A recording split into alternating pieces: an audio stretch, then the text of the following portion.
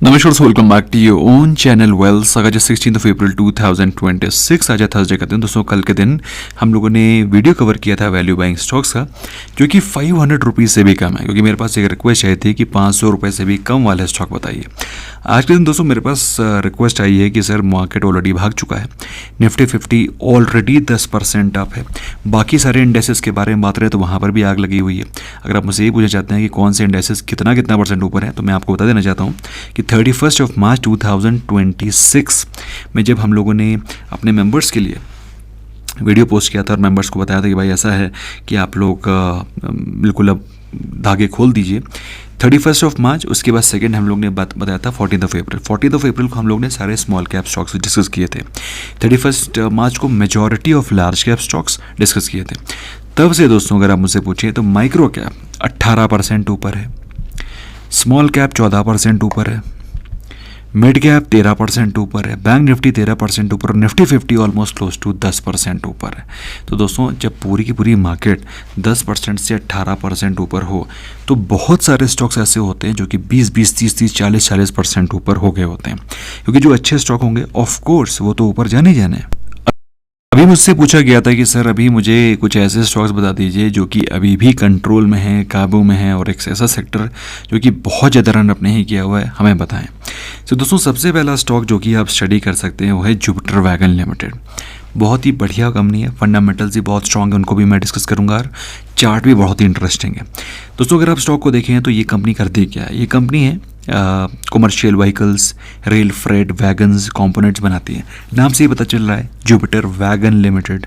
तो ये वैगन्स बनाती है ना, कंपार्टमेंट्स, कोचेस बनाते हैं।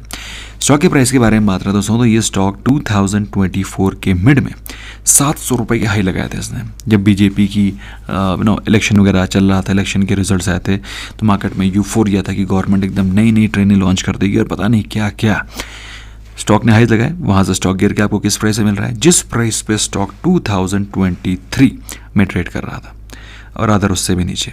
ठीक है, तो अगस्त क्या बल्कि अगर आप देखें तो जून जुलाई 2023 के प्राइस में ट्रेड कर रहा है। लेकिन वैल्यूएशन के बारे में बात रहा दोस्तों तो स्टॉक अभी आपको प्रीमियम वैल्यूएशन पे मिल रहा है। हाँ, ये अलग बात है कि स्टॉक जब अपने पीक पे था तो जहाँ 80-90 के पी पे था, वहाँ से तो आधा करेक्शन ऑलरेडी वैल्यूएशन में भी हो गया है। ना मैं आपको दिखाऊं दोस्तों इस सेगमेंट में ज़्यादा स्टॉक्स है नहीं। बेसिकली अगर आप देखें तो इनके कॉम्पिटिटर में सिर्फ एक ही कंपनी है, टाटा और रेल, जो कि और भी उम्दा कंपनी है ना। तो अगर आप देखें तो जुपिटर वैगन लिमिटेड, टाटा, इन दोनों पे आप बेट कर सकते हैं। फिर जो भी इनमें से अच्छी लग रही है आपको उस पर आप बेट कर सकते हैं। रिटर्न ऑन इक्विटी इस कंपनी की 17% की है और टीटागढ़ की 12% है। डेट इस कंपनी में थोड़ा सा कम है as compare to Titagarh. Return on capital इस कंपनी का ज़्यादा है as compare to Titagarh. Basically return on capital वो मैट्रिक्स है जो कि दिखाता है कि कितना एफिशिएंटली मैनेजमेंट रिटर्न जनरेट कर पा रहा है। वहीं टीटागढ़ के बारे में बात करें तो price to earning to growth, मतलब जो ग्रोथ कंपनी शो कर रही है और जो अर्निंग्स कंपनी शो कर रही है उसके कंपैरिजन में जो टीटागढ़ का प्राइस है वो थोड़ा सा सस्ता है। मेरी बात आपको समझ में आ रही है। तो मेरा ऐसा मानना है कि जुपिटर वैगन बाकी सारे फ्रंट पे अगर आप देखेंगे तो आपको बेहतर दिखाई पड़ेगा।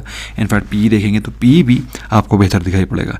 सो इसलिए दोस्तों अगर आप प्रमोटर होल्डिंग को देखेंगे तो प्रमोटर होल्डिंग भी जुपिटर वैगन की ज़्यादा दिखाई पड़ेगी। सो नेटेड अगर आप पकड़ के चलेंगे तो आप पाएंगे कि थोड़ा सा जुपिटर वैगन स्लाइटली एज रखता है। अच्छा, मैं आपको इसके रिजल्ट्स के बारे में बताता हूँ। 2024 में विस्फोटक रिजल्ट भी चल रहे थे। अगर आप देखें और लाइफ टाइम हाइज सेल्स उसने पोस्ट करी थी मार्च 2024 में। तो मोदी जी के मतलब उसमें यूफोरिया में मोदी वेव में, लहर में ये भी बह गया और इन्वेस्टर भी बह गए। तो उस चक्कर में क्या हुआ, स्टॉक काफ़ी ज़्यादा ओवर वैल्यूड हो गया था, और ओवर वैल्यूशन होने के कारण अगर आप देखें उसके बाद से गवर्नमेंट ने रेलवे के बजट, डिफेंस के बजट सबको थोड़ा थोड़ा कर्टेल कर दिया। मतलब उतनी एग्रेसिव तरीके से बजट्स आए ही नहीं हैं। तो मार्च 2024 देख लो, मार्च 2025 देख लो, अभी मार्च 2026 आएगा, उसको छोड़ दो। जो दिसंबर का डाटा है उसको देख लेते हैं। दिसंबर 2023 900 करोड़, दिसंबर 2024 1000 करोड़, और अभी कितना आया है 776 करोड़।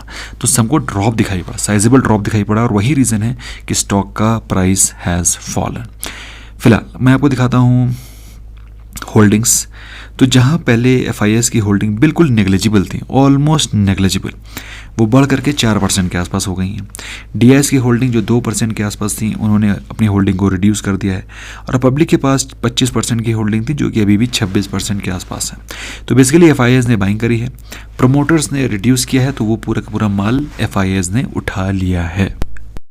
लेकिन अगर आप टेक्निकली देखेंगे दोस्तों, तो आपको स्टॉक के चार्ट पे बहुत ज़बरदस्त डेटा दिखाई पड़ेगा। अब ये डेटा मैं आपसे डिस्कस करना चाहता हूँ।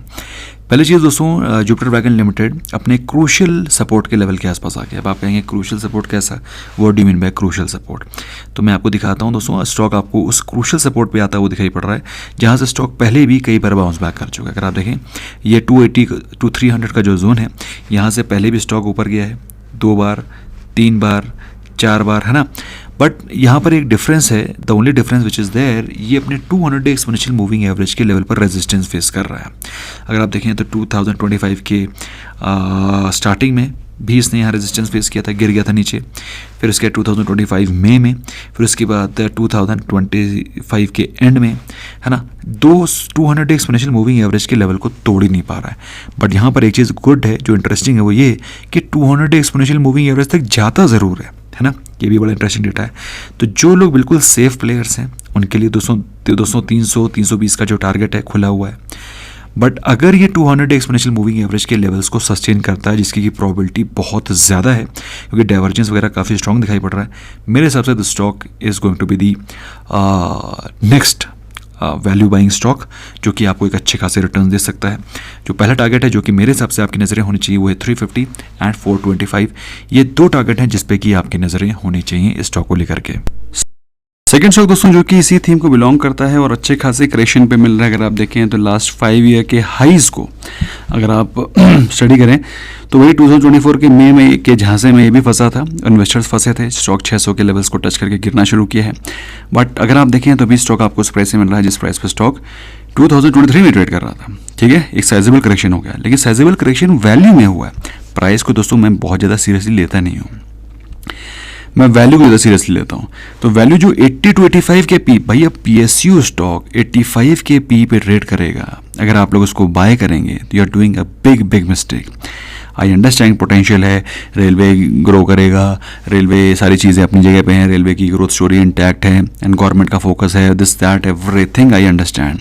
बट अगर आप देखें तो स्टॉक एक डिसेंट करेक्शन उसने वैल्यूएशन पे भी शो किया है, ऑलमोस्ट 50% का करेक्शन उसकी वैल्यूएशन में हो चुका है। तो फ्रॉथ हट चुका है, मेरे हिसाब से बहुत ही बढ़िया कंपनी है। और बहुत बढ़िया कंपनी क्यों है, ऐसा मैं क्यों बोल रहा हूँ, उसको भी दिखाता हूँ। प्रोमोटर होल्डिंग 72% की है, ऑफ कोर्स PSU कंपनी है, PSU कंपनी में तो प्रोमोटर की होल्डिंग होगी, पब्लिक के पास 15% की होल्डिंग है, मतलब 85% की होल्डिंग स्ट्रॉन्ग हैंड्स में। कोई प्रोमोटर होल्डिंग प्लेज नहीं है, हो भी नहीं सकती। रिटर्न ऑन इक्विटी 14% का है, रिटर्न ऑन कैपिटल एम्प्लॉयड 15% का है। ठीक है, और इसके अलावा डिविडेंड 0.5% देते हैं। अगर आप देखें PG रेशियो 10.89 है, जो कि बताता है कि कंपनी की ग्रोथ बहुत कम है as compare to the price. समझ में आ रहा है?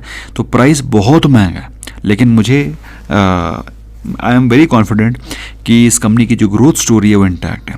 अगर आप देखें मार्च 2024 में 6,700 करोड़ का सेल था, मार्च 2025 6,400 करोड़, उसके बाद तो ड्रॉप ही होना है, लाजमी है। अगर आप दिसंबर कंपेयर कर लें 4689, 4567 और 4684, तो उतना ज़्यादा ड्रॉप नहीं जितना कि JWL में आया था। फिलहाल अगर हम देखें दोस्तों कंपाउंडेड सेल्स ग्रोथ, तो लास्ट 10 ईयर की जो कंपाउंडेड सेल्स ग्रोथ है वो 20% की है, 5 ईयर्स की 7%, लास्ट 3 ईयर्स में मीडिया मेट हो गया है। ठीक है, तो अगेन ये कंपनी बहुत ही रीजनेबल वैल्यूएशन मिल रही है, high growth high performance company है। इंडिया की जो सबसे cheapest and the most reliable mode of conveyance still happens to be railways only. FIs को अगर आप देखें 1.5% से उनकी होल्डिंग 5% हो गई है, तो उनको विश्वास है कि कंपनी परफॉर्म करेगी। DIS की होल्डिंग 6.5% की 6.5% बिल्कुल इंटैक्ट है, पब्लिक ने अपनी होल्डिंग थोड़ी सी बढ़ा ली है, तो बेसिकली होल्डिंग इंटैक्ट बनी हुई है। तो मेरे हिसाब से RVNL पे आपकी नज़रें होनी चाहिए। स्टॉक को अगर आप देखें तो स्टॉक ज़्यादा गिर नहीं रहा है। मार्च के महीने में जब पूरी की पूरी मार्केट क्रैश कर रही थी, इनफैक्ट ये स्टॉक पॉजिटिव हो चला है। ठीक है, और स्टॉक अपने 20 डे एक्सपोनेंशियल मूविंग एवरेज के ऊपर हो गया है। Very high potential stock, high growth business model है, और इंडिया की स्टोरी भी इंटैक्ट है। तो थोड़ा सा अगर आपके अंदर पेशेंस है, क्योंकि अगर आप देखें स्टॉक गिरा है 2024 मिड से लेकर के 2026 मिड तक, तो 2 साल गिरा है। तो अगर आप 2 साल का पेशेंस रखेंगे तो फिर आपको स्टॉक अच्छी खासे रिटर्न दे सकता है। आज स्टॉक दोस्तों पावर सेक्टर को बिलोंग करता है। स्टॉक का नाम है एनएलसी इंडिया। मैं चाहता हूं इसके फंडामेंटल्स को आप खुद स्टडी करें, लेकिन मुझे इसका चार्ट बहुत टेक्निकली स्ट्रॉन्ग दिखाई पड़ रहा है, और ये शॉर्ट टर्म ट्रेडर हों या फिर लॉन्ग टर्म इन्वेस्टर हैं, उनके लिए बहुत ही सुंदर चार्ट है। स्टॉक में हमको अगर आप देखें तो बेहतरीन इन्वर्टेड हेड एंड शोल्डर का पैटर्न दिखाई पड़ रहा है। Can you see this here? और ये स्टॉक मुझे लगता है can be major gain, can gain major in a major way in this summer, क्योंकि एक तो ये पावर रिलेटेड कंपनी है, सेकेंडली ये जो पावर रिलेटेड कंपनीज हैं ये बाकी सारे प्रोजेक्ट्स भी लेते हैं, रेलवेज के भी, ठीक है। तो ये डबल इंजन वाला काम है इसका। स्टॉक के बारे में बात करें तो जैसे कि आप देख पा रहे हैं ये इसका इन्वर्टेड हेड एंड शोल्डर का पैटर्न है। सबसे पहला टारगेट जो कि आपको एक्सपेक्ट करना चाहिए स्टॉक में वो है 350 का, somewhere close to 350, 240 to 300, which makes it around 360 का पहला टारगेट होना चाहिए T1, and T2 happens to be this, that is 200 to 300, which makes it 400. तो 400 का टारगेट 2 और 360 का टारगेट 1 है। अभी स्टॉक रेट कर रहा है अंडर 300। इन तीनों में से कौन सा सबसे हाई पोटेंशियल स्टॉक लग रहा है मुझे कमेंट सेक्शन में डेफिनेटली बताओ। वीडियो पसंद आया, do not forget to smash the like button. हमसे जुड़ना चाहते हो, मेंबर बनना चाहते हो, लिंक डिस्क्रिप्शन में है। Free of cost demat account open करके हमारे फ्री ऑफ कॉस्ट मेंबर बन सकते हो। See you there, bye bye for now.